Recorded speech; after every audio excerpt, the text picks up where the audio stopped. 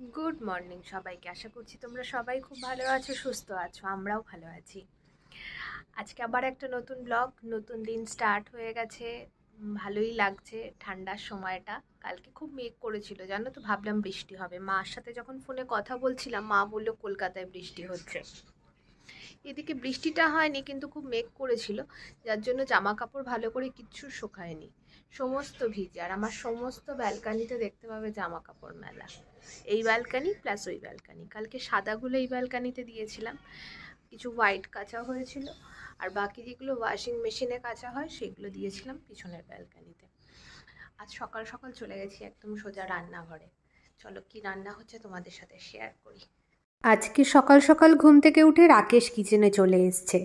রাকেশ আজকে white sauce pasta বানাবে। আগেও একদিন বানিয়েছিল, মেয়ের ভীষণ ভালো লেগেছিল বাবার হাতের পাস্তা বানানো, সেই জন্য আজও ব্যতিক্রম হয়নি। বাবা বলল আজকে আমি টিফিন বানিয়ে খাওয়াবো, সেই জন্য রাকেশ সকালবেলা উঠে হোয়াইট সস পাস্তা বানিয়ে ফেললো। আমিও তাই খাবো ব্রেকফাস্টে। এটা আমার হাতে দিল, মানে এইটা আমার। এখন এটা নিয়ে বসছি। মেয়ে এখন স্মুদি খেয়েছে, জাস্ট একটু পরে খাবে। ব্রেকফাস্ট কমপ্লিট করে বারান্দার দিকে এলাম। পিছনের ব্যালকানিতে যে জামা কাপড়গুলো ছিল কিছুটা সামনের ব্যালকানিতে এনে আবার হ্যাঙ্গিং করে দিলাম। আজকে আমার ব্যালকানিতে দুটো ফুল ফুটেছে, মানে জবা গাছে। দেখো কি ভালো লাগছে দেখতে। রোদ আসছে বলে বাইরের দিকে একটু জামা কাপড়গুলো দিয়ে দিয়েছি। আর যতবারই বারান্দায় আসছি ফুল দুটোর দিকে চোখ যাচ্ছে, কি ভালো দেখতে লাগছে জানো। এই কুড়িগুলোও বড় বড় হয়ে গেছে, এইগুলোও হয়তো আজকালের মধ্যেই ফুটে যাবে।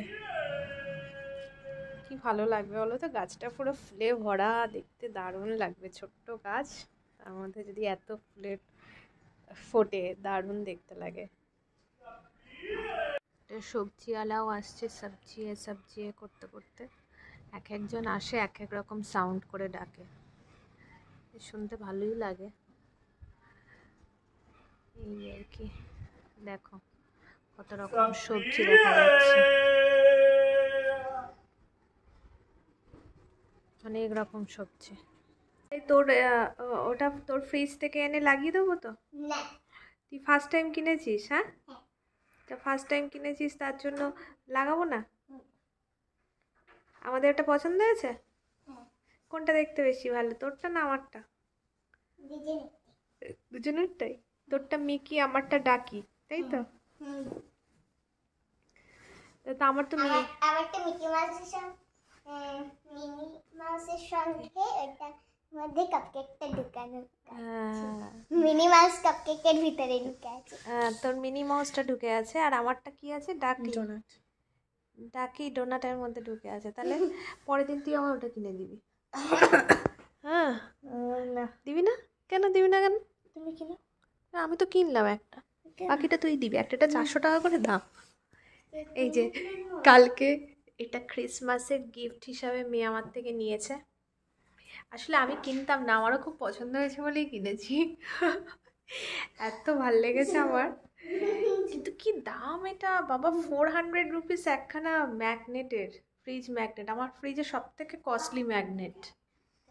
এই দেখো, এটা ওর খাপটা, যার মধ্যে ওটা ছিল। কি শক্ত খাপটা, শ্যাডো হয়ে যাচ্ছে,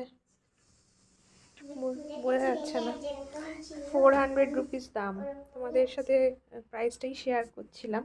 তো এই বড্ড হেজি হয়ে যাচ্ছে, আসছে না লেখাগুলো, এত ছোট ছোট, ক্যাপচার করতে পারছে না। আর এই দুটোর কাণ্ড দেখো এখানে। হ্যাঁ, সেই এখন চটকা চটকি চলছে। সেটা বলছে বন্ধ করে দাও, দেখানো যাবে না। তাহলে আমাকে দিবি তো মিকিটা? বলছিস না তো কিছু?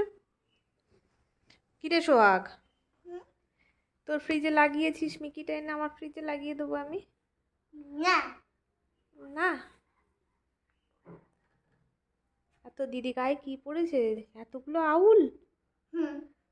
দিদির গা তো আউলে ভরে গেছে। তোর নাইট ড্রেস কোথায় গেল আজকে? আমি কালকে পড়েছিলাম। সান্তা, তা সেটা কোথায়?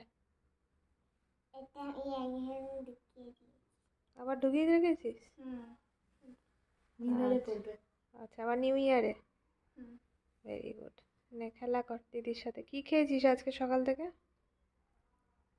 সকাল থেকে কর্নফ্লেক্স। কর্নফ্লেক আর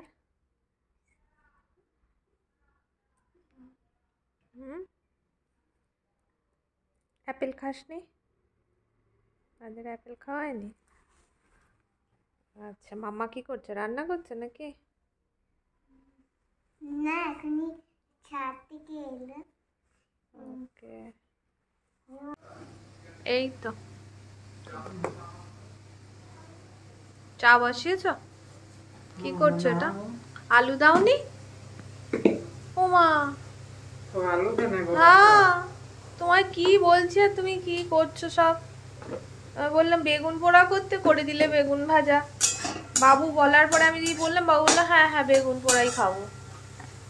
আজকের ভিডিওটা আর খুব বেশি লেন্দি করলাম না, এত দূরই রাখলাম। যদি ভালো লেগে থাকে লাইক আর সাবস্ক্রাইব করতে কিন্তু কেউ ভুলো না। সবাই চ্যানেলটা সাবস্ক্রাইব করে নিও। তাহলে আজকের মতো গুড নাইট, টাটা। ভিডিওটা এত দূরই রাখলাম। সবাই খুব ভালো থেকো, সুস্থ থেকো। সবাইকে গুড নাইট।